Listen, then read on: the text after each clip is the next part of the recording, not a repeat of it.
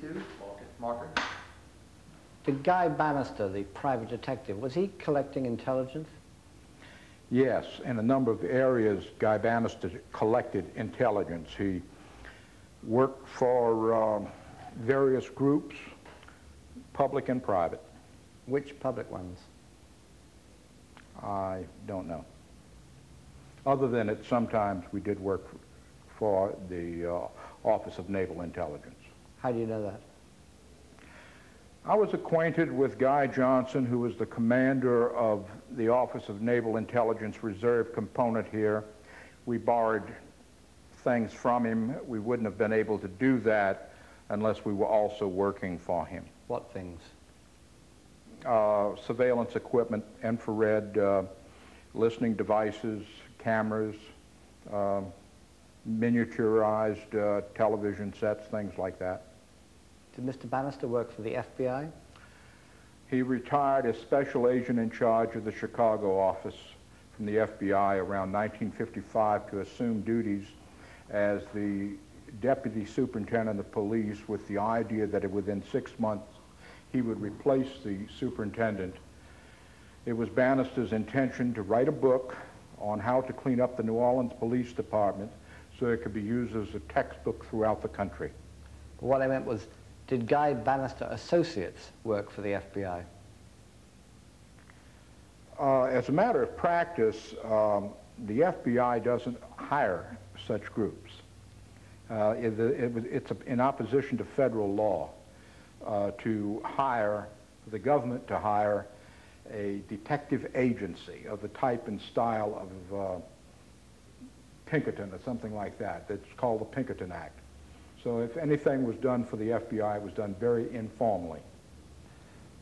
Bannister had 1013 files around the office, didn't he? Yes. How did they... Sorry, I'll ask you that question again. What kind of files did Bannister have around that office? Well, among his files were probably the complete file of every known communist in the United States, about 28,000. He also kept political files on the senior side of local and state political officials, and perhaps some national figures too. Didn't he also have files which are labeled 1013 files?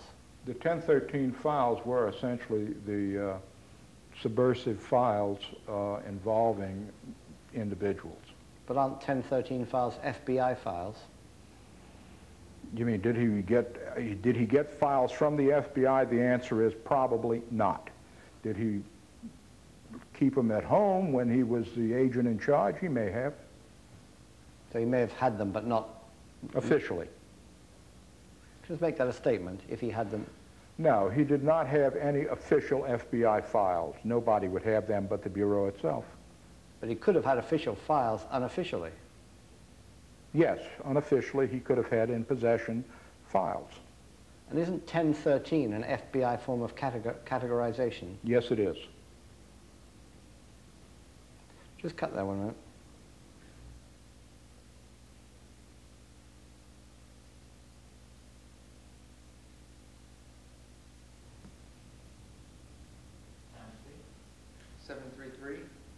Marker.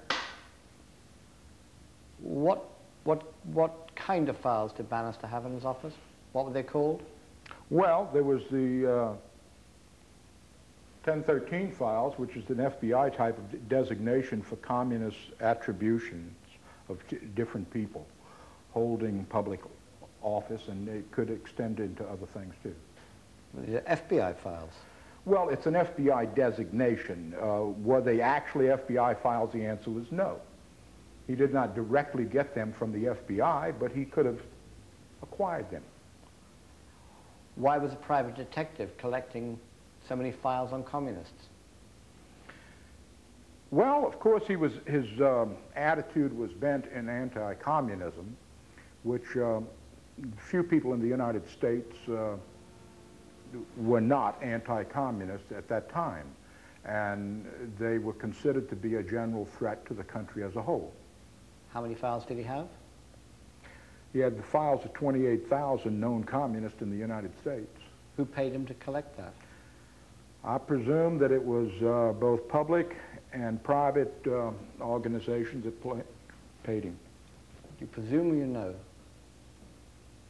Well, I know that he did not have the funding himself to do it, and that there was private funding from, one was H.L. Hunt. Local private funding came from Judge Leander Perez. There was also Buford H.J. Balta locally, and there was, of course, probably government agencies that used Bannister personally because they could not contract with the detective agency officially because of what is called the Pinkerton Act. Was Lee Harvey Oswald in those files? I don't know. Cut that. Marker. To your knowledge, did Guy Bannister have any association with Cuban paramilitaries? Yes, he did. Can you make a statement, Joe? He had a connection with the Cuban military group that was formed as primarily as a magnet to attract subversives. Now, whether or not they really intended to do anything, I don't know. One time Bannister asked me if I could remember how to field strip a light machine gun. I said yes, and he suggested that we go across the lake to a training place near Slidell, Louisiana, about 35 miles from here, and I field stripped the machine gun as a demonstration for the so-called trainees. Cubans? Oh yes, they were Cubans. Cut. Good. Marker.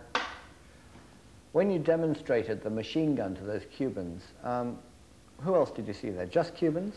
Oh no, there were, I saw people there that had recently been discharged from the paratroopers, the Marine Corps, and probably other people that I really couldn't tell you who they were. What were they? But they were not, they were Americans, not necessarily of Cuban ancestry. And what were they doing there? They were training ostensibly to invade Cuba. Did you see David Ferrie, or have any knowledge of him? I saw Ferrie all the time, but I never saw him at this particular training site, but I understand that he was there frequently. Can you make that a statement, Joe? In what direction? Well, let me ask you. Did David Ferrie have an involvement with Cuban paramilitaries? Yes, David Ferrie had a daily involvement with the Cubans as a whole. He met with them at a place on Bienville Street almost nightly. I suspect most people know that he did fly into the Bay of Pigs in a B-25. He made flights to Cuba. He bragged about it before and after the Bay of Pigs. At one time, he went to Guantanamo Bay and landed on the airstrip there and came back with some members of the Cuban family that were local. Rescued them? Yes. As a matter of fact, probably a dozen times. He was the conduit for which people were rescued from Cuba. When he flew over Cuba, was he dropping bombs?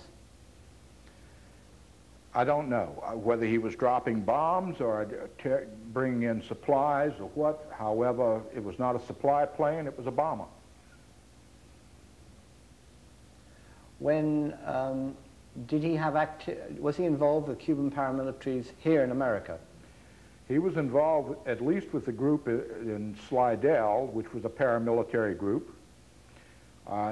Using the word para is a misnomer. They were military. What was he doing with them? I don't know exactly where he fit into their scheme of things, but he was in some leadership capacity of the local Cuban group that was going to invade Cuba. You said he saw them every night. What was he doing with them every night? He chit-chatted with them every night, talking about invasion of Cuba, assassinating Castro, anything that would come to mind. I mean, all he was doing was really keeping his hands on